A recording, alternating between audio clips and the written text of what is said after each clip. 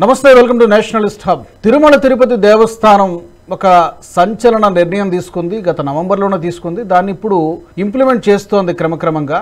అది మన ప్రేక్షకులందరికీ తెలిసినటువంటి విషయమే. టీటీడీలో ఉద్యోగులుగా పనిచేస్తూ అన్య మతాలకు చెందినటువంటి ఉద్యోగులుగా ఉంటూ అలాగే ఇతర మతాలకు సంబంధించినటువంటి పద్ధతులను ఆచారాలను పాటిస్తూ ఉన్నారు. అలాంటి వారిని ఒక 18 మందిని గుర్తించి వాళ్ళని గవర్నమెంట్ డిపార్ట్మెంట్స్లోనే వేరే శాఖలకు బదిలీ చేయడం కానీ, ట్రాన్స్ఫర్ చేయడం కానీ, లేదా విఆర్ఎస్ ఇప్పించడం కానీ చేస్తున్నట్టుగా టీటీడీ ఈరోజు నిర్ణయం తీసుకోవడం జరిగింది. అయితే చాలామంది చెబుతున్నటువంటిది టీటీడీలో 18 మంది కాదు, 200 మంది పైగా ఉన్నారు అన్యమత ఉద్యోగస్తులు అని చెబుతూ ఉన్నారు. కొంతమంది అయితే 500 మందికి పైగా ఉన్నారని కూడా చెప్తున్నారు. ఇలా భిన్నమైనటువంటి లెక్కలు, వార్తలు వినిపిస్తున్నాయి. అయితే కేవలం ఇప్పటి వరకు 18 మందిని మాత్రమే గుర్తించారా, దశల వారీగా చేస్తారా అనేది టీటీడీ చెప్పాల్సినటువంటి అవసరం ఉంది. అసలు టీటీడీలో కొండపైన అన్యమత ప్రచారం జరుగుతోందనేది ఎప్పటి నుంచో వినిపిస్తున్నటువంటి మాట.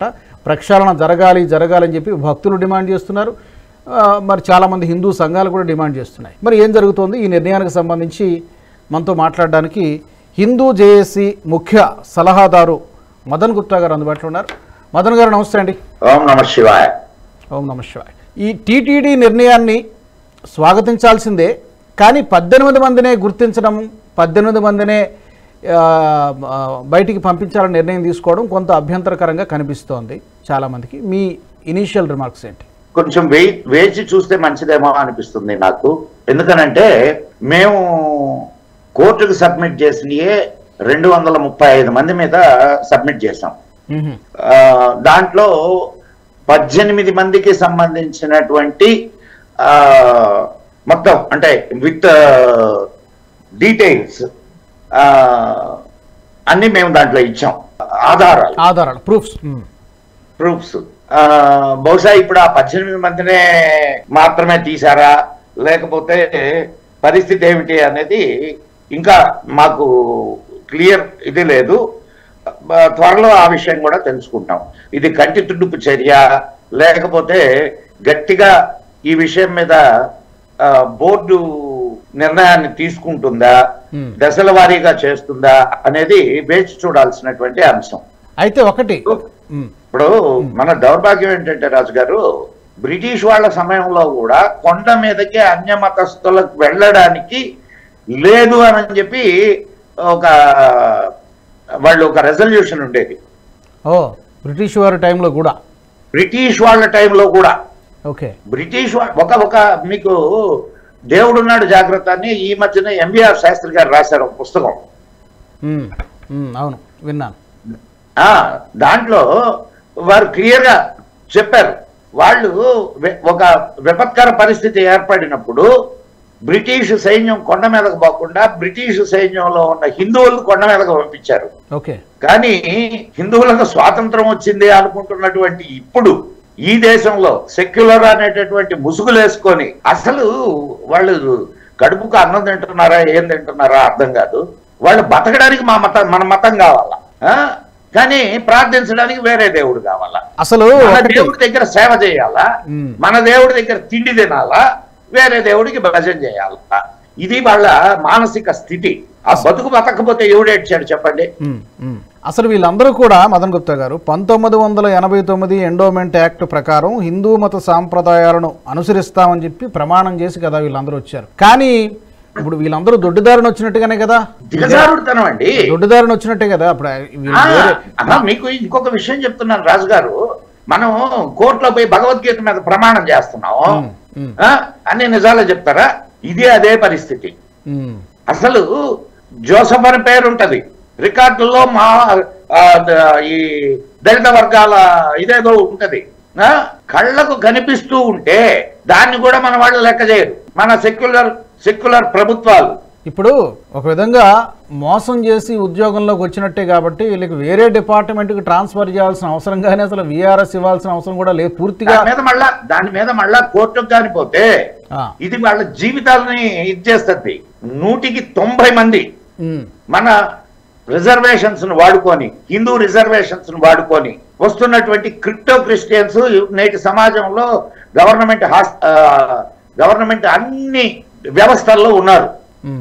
కరెక్ట్. ఉన్నారు. ఇప్పుడు ఒకటి అది తీసుకోవడం ఎందుకు, మళ్ళా ఇక్కడ అడుక్కు తినడం ఎందుకు?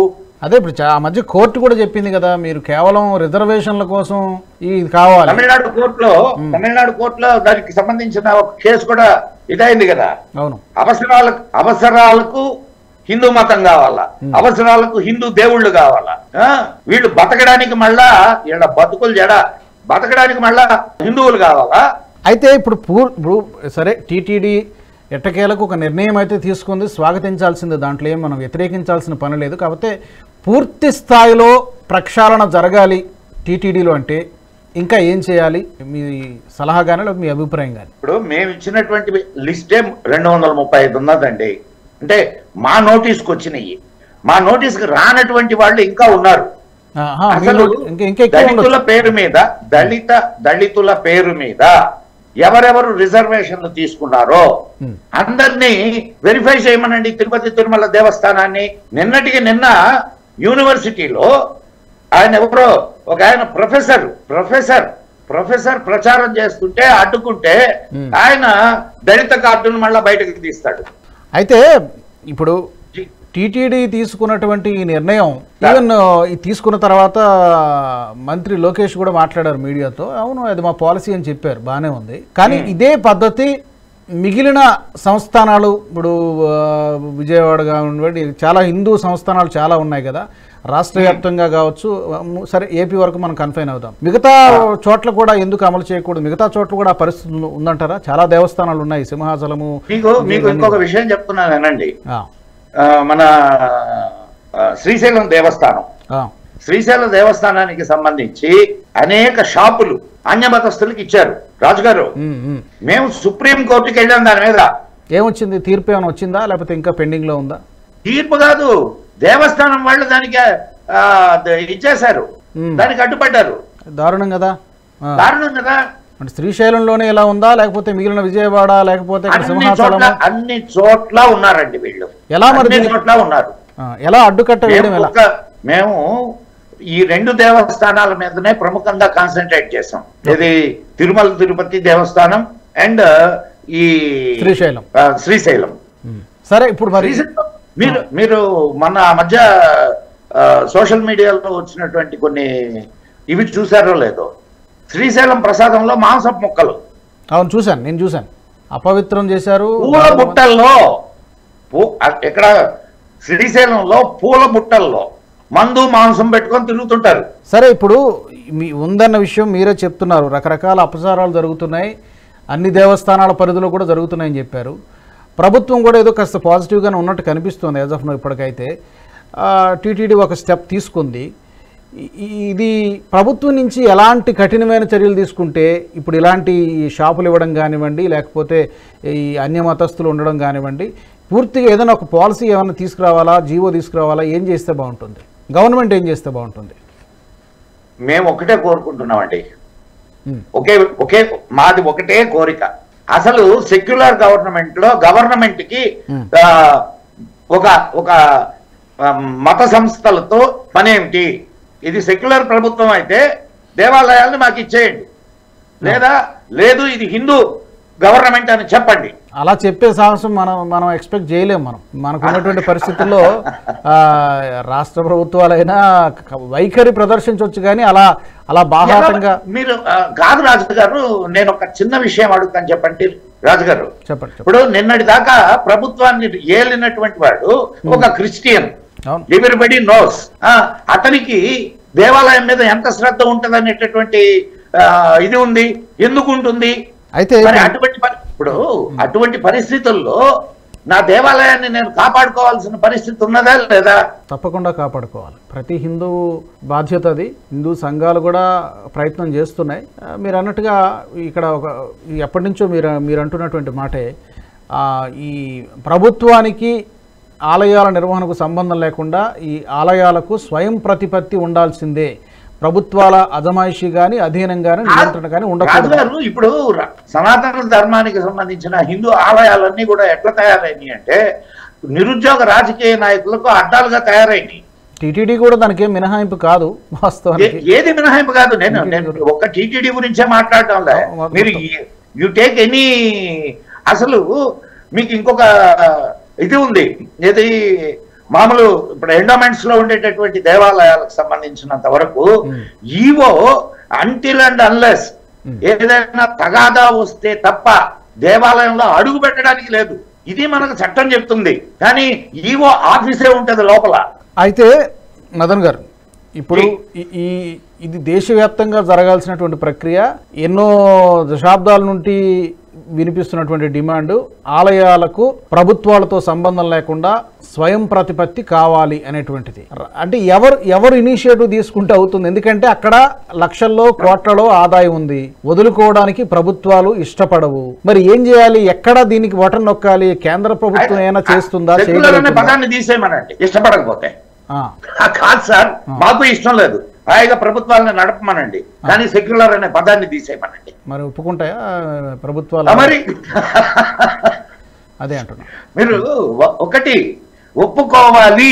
ఇప్పుడు నీ ఇష్టం వచ్చినట్టు నడపడానికి దేవాలయం ఏమి మీ జేజనాయన సొత్తు కాదు, అది భక్తులు ఇస్తున్నటువంటి డబ్బులతోటి నడుస్తున్నటువంటి ఒక సంస్థ.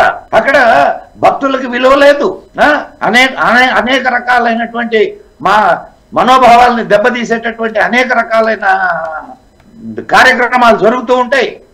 అంటే మీకు అది మెయింటైన్ చేయలేనప్పుడు నువ్వెందుకు దాన్ని పట్టుకొని ఊగులాడతావు? ఇప్పుడు ఈ నిర్ణయం ఎక్కడి నుంచి రావాలంటారు? ఇప్పుడు ఇది నిర్ణయం ఎవరు తీసుకోవాలి? గవర్నమెంట్ తీసుకోవాలి. ఇప్పుడు ఈ స్టేట్ గవర్నమెంట్ కి సంబంధించినటువంటి విషయాలు రాజు గారు, ఇప్పుడు స్టేట్ గవర్నమెంట్ నిర్ణయం తీసుకొని ఆలయాల్ని విడుదల చేయాలా? స్టేట్ గవర్నమెంట్ పరిధిలోకి వస్తుంది కాబట్టి అట్లీస్ట్ క్రమక్రమంగానైనా బీజేపీ పాలిత రాష్ట్రాల్లోనైనా, చాలా రాష్ట్రాలు ఉన్నాయి కాబట్టి బీజేపీ పాలిత రాష్ట్రాల్లోనైనా ఎక్స్పెరిమెంటల్ బేస్ లో ఇంప్లిమెంట్ చేస్తే బాగుంటుందేమో. మరి ఆ ఇనిషియేటివ్ ఇప్పుడు నిన్న రామజన్మభూమి ట్రస్ట్ ఏర్పడింది కదా, ఇప్పుడు ట్రస్ట్ ఆధ్వర్యంలోనే కదా రామజన్మభూమి ఇది జరుగుతోంది. అయోధ్య, సోమనాథ్ అదే పద్ధతిలో జరుగుతోంది.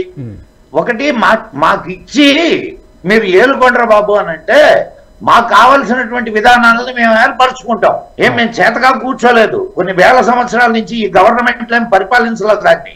అవునా కదా రాజు గారు? Correct correct. What ever you said is 100%. ఇప్పుడు మీరు ఆలోచించండి, ఒకప్పుడు మన దేవస్థానాల వల్ల వచ్చేటటువంటి ఆదాయంతో ఎన్ని ధర్మకార్యాలు జరిగాయి, మరి స్కూళ్ళు నడిచాయి అండ్ ధర్మశాలలు నడిచాయి.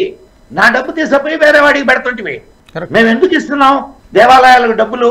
దేవుణ్ణి చూడాలంటే టికెట్, ప్రసాదం కొనుక్కోవాలి, మళ్ళీ విఐపి దర్శనాలు చాలా ఉన్నాయి, చెప్పులు పెట్టడానికి టికెట్. చాలా ప్రక్షాళన జరగాలి మదన్ గారు, మీరు అన్నట్టు చాలా మార్పులు జరగాలి, చాలా ప్రక్షాళన జరగాలి. ఈ చాలా కోట్ల మంది హిందువులు డిమాండ్ చేస్తున్నట్టుగా, మీరు అన్నట్టుగా ఏదో ఒక రోజు సమీప భవిష్యత్తులో ఆ మార్పులు, ఆ ప్రక్షాళన జరుగుతుంది. ఏదో టీటీడీ నాంది పలికింది. రాజుగారు, దీనికి పరిష్కారం ఒక్కటే. ఓట్లు అడగడానికి మన దగ్గరకు వచ్చినప్పుడు ఖచ్చితమైన డిమాండ్ని కానీ ప్రతి హిందువు చేయగలిగితే సాధ్యపడుతుంది. ఖచ్చితంగా ఇది జరుగుద్ది, జరిగి తీరాలి. మదన్ గారు, ధన్యవాదాలు మీ అభిప్రాయాన్ని తెలియజేసినందుకు. Thank you so much. చాలామంది హిందువుల ఆకాంక్ష నెరవేరలేమని ఆశిద్దాం. టీటీడీ ప్రక్షాళనకు నాంది పలికింది, కాకపోతే ఇక్కడితో ఆగిపోకుండా పూర్తి స్థాయిలో అన్యమత ఉద్యోగులను తొలగించే వరకు కూడా ఈ ప్రక్రియ కొనసాగింది. ఇందాక మీరే చెప్పారు 235 మంది మీ నోటీస్కి వచ్చిందని చెప్పారు. ఇంకా ఎక్కువ కూడా ఉండొచ్చు, గుర్తించలేనటువంటి వాళ్ళు ఇంకా చాలామంది ఉండొచ్చు. అందరినీ అక్కడి నుంచి టీటీడీ నుంచి వేరే డిపార్ట్మెంట్స్ చేస్తారా, వీఆర్ఎస్ ఇప్పిస్తారా, ఏం చేస్తారో అక్కడ వాళ్ళు చేయాలి. మొత్తానికైతే టీటీడీలో ఉండకుండా చేయాల్సినటువంటి బాధ్యత టీటీడీ మీద ఉంది. అలాగే అది 420 కిందకు వస్తుంది సార్. Correct correct. అది ఇట్ కమ్స్ అండర్ 420. నీ ఐడెంటిటీని దాచి నువ్వు ప్రభుత్వాన్ని మోసం చేసినట్టు కాదు. అసలు వాళ్ళకి డిపార్ట్మెంట్ ట్రాన్స్ఫర్ కూడా కాదు, పూర్తిగా ఉద్యోగం నుంచి తీసేయాలి. కాదు, ఇప్పటిదాకా వాళ్ళు తీసుకున్నటువంటి జీతాలు మళ్ళా తిరిగి కట్టాలా అంటే పెనాల్టీ వేయాలా. అట్లా 4 కేసులు జరిగితే చాలు, దేశం అంతా సెటరైట్ అయిపోతుంది. ఆ మార్పు జరగాలని మనం కూడా మనస్ఫూర్తిగా కోరుకుందాం. మదన్ గారు, ధన్యవాదాలండి. Thank you so much. Thank you. ఓం నమః శివాయ. ఓం నమః శివాయ. టీటీడీలో ప్రక్షాళన మొదలైంది. మరి ఈ యొక్క ప్రక్రియ దేశవ్యాప్తంగా అమలు చేస్తే ఎలా ఉంటుంది, ఈ అన్య మతస్థులని గుర్తించడం కానీ ఏం చేస్తే బాగుంటుంది అనేది మీ అభిప్రాయాలను కూడా తప్పకుండా కామెంట్ల రూపంలో తెలియచేయండి. ఈ వీడియో నచ్చినట్టయితే లైక్ చేయండి, షేర్ చేయండి, బెల్ బటన్పై క్లిక్ చేయండి.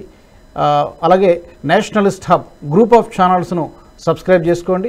జాతీయవాద జర్నలిజాన్ని ప్రోత్సహించండి. జై హింద్, జై భారత్.